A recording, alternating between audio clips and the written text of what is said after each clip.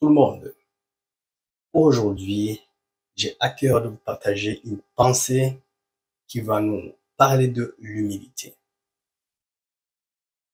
Humilité, très facile à dire, mais de le vivre, bien aimé, c'est vraiment toute une autre chose. Je pourrais même y aller avec une question. C'est quoi ton attitude face à l'opposition? C'est quoi ton attitude face à la résistance? Lorsque ton point de vue, lorsque tes opinions semblent ne pas avoir de place.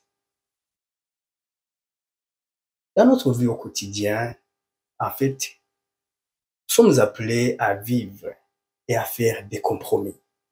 Dans la famille, ton époux, ton épouse ne te suivra pas toujours. Tes opinions n'auront toujours pas de place, ne seront toujours pas les bienvenus. Au travail, c'est la même chose. Tes arguments, tu ne seras pas toujours considéré. Même dans le ministère de Dieu. Bref, nous sommes jour après jour challengés. Nous sommes jour après jour invités à faire des compromis, invités à faire des choix. Alors, c'est quoi ton attitude en de pareils cas? Lorsque tu trouves que ça va mal, tu es méprisé, tu es rabroué. C'est quoi ton attitude?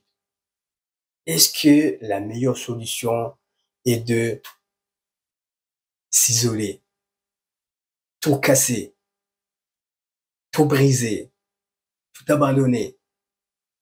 Bien aimé, je ne pense pas que ça soit vraiment une bonne solution. La Bible, la parole de Dieu, nous invite à quelques occasions à vivre dans l'humilité. Paul, vous le voir par exemple, dans son épître aux Romains, au chapitre 12, au verset 3, il est dit ceci. Par la grâce qui m'a été donnée, je dis à chacun de vous de n'avoir pas de lui-même une trop haute opinion, mais de revêtir des sentiments modestes selon la mesure de foi que Dieu a départie à chacun. Il invite aux Romains de n'avoir pas une trop haute opinion d'eux-mêmes. C'est pas facile, bien aimé. C'est pas facile d'accepter et de laisser tomber son opinion. C'est pas facile, c'est dur pour le moral. Mais l'humilité, comme nous pouvons le voir ailleurs dans les Écritures, l'humilité précède la gloire.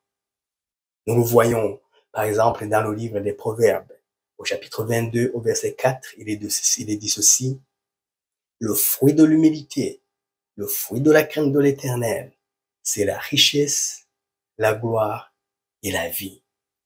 Il nous est demandé, bien-aimés, aujourd'hui, de nous arrêter à travers les tumultes, à travers les situations d'injustice, à travers les situations conflictuelles que tu peux expérimenter et vivre. La solution, bien-aimée, n'est pas de tout abandonner. La solution n'est pas de divorcer. La solution n'est pas de tout casser, mais d'accepter, de t'humilier. Lorsque tu seras humilié, Jésus lui-même s'est humilié. Il avait toutes les raisons. Il avait toute la puissance de s'élever, mais il a accepté de s'humilier.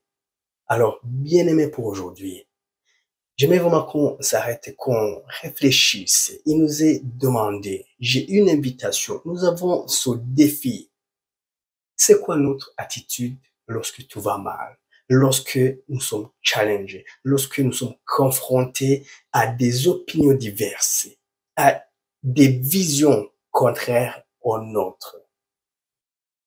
Bien-aimé, ma prière pour aujourd'hui, c'est que à travers ce que tu vis, ce que tu expérimentes, que Dieu te vienne en aide, que tu puisses vivre cette humilité et qu'au travers cette expérience, tu puisses vivre finalement au jour fixé cette richesse qui est promise par Dieu, cette gloire qui est promise par Dieu et cette vie-là.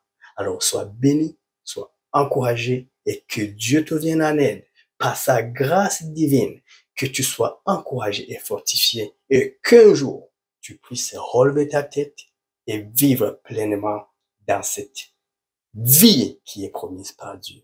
Alors sois béni, sois encouragé au nom de Jésus.